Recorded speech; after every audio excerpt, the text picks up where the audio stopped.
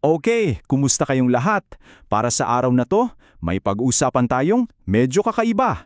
Isipin nyo to, isang serye ng mga mensahe tungkol sa talamak na korupsyon sa Pilipinas.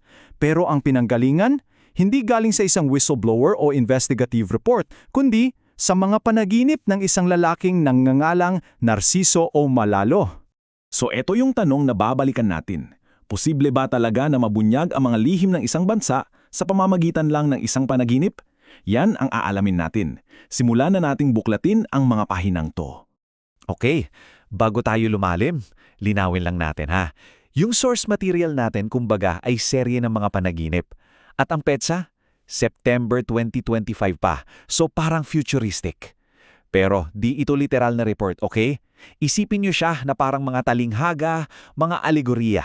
Ang trabaho natin ngayon ay i-decode o intindihin yung mga simbolo sa likod ng mga panaginip na to. Alright, unang-una nating sisilipin yung tinatawag na Ghost Project Allegory. Dito raw kasi nagsisimula ang lahat, yung unang pasabog, kumbaga. So ano bang laman ng panaginip na to? Picture this, isang malaking construction site pero wala kang makitang tao. Abandonado. Tapos may babala patungkol sa isang multo sa lugar. Nakakatakot, di ba? Pero sa gitna ng lahat, may isang prominenteng bagay, isang mataas na puno ng malunggay na sobrang daming dahon at may narinig daw siyang boses, isang boses mula sa Diyos. At ito yung sinabi ng boses, a powerful line. Wala na sila, ang mga nasa likod ng puno ng malunggay, ang matataas na opisyal sa gobyerno. Wow! Ang linaw, no? Direktang-direkta. Dito na ngayon papasok yung challenge. Paano ba natin iintindihin, paano ba i-decode itong mga simbolong to?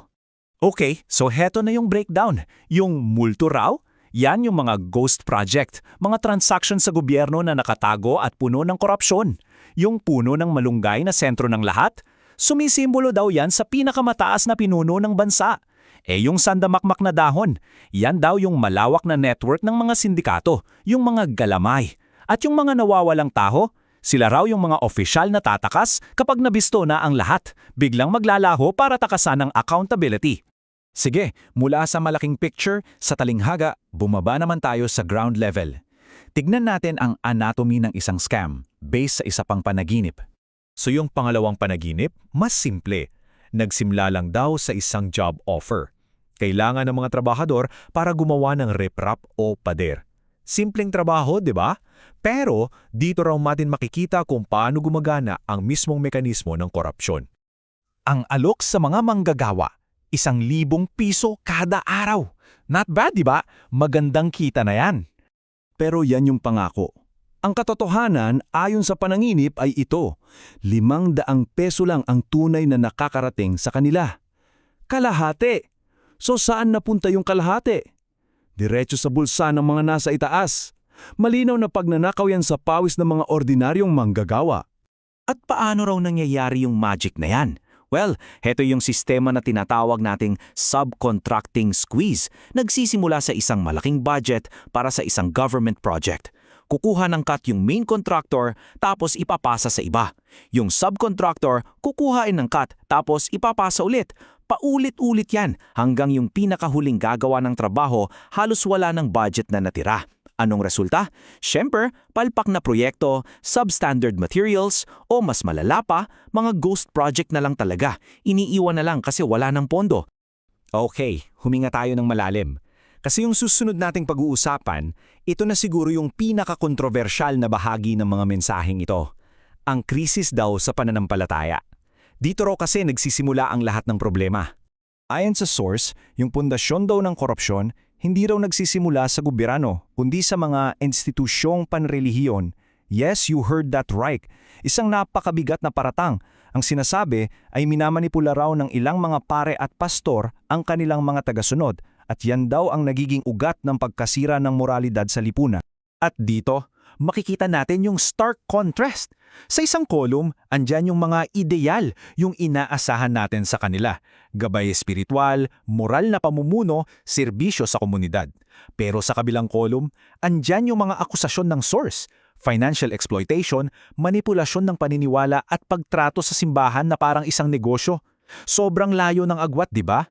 Para maging mas malinaw, nagbigay yung source ng mga specific examples. Halimbawa, yung mga leader reliyoso raw na kumukuha ng ikapo o tithes bago pa man makuha ng mga manggagawa yung sahod nila.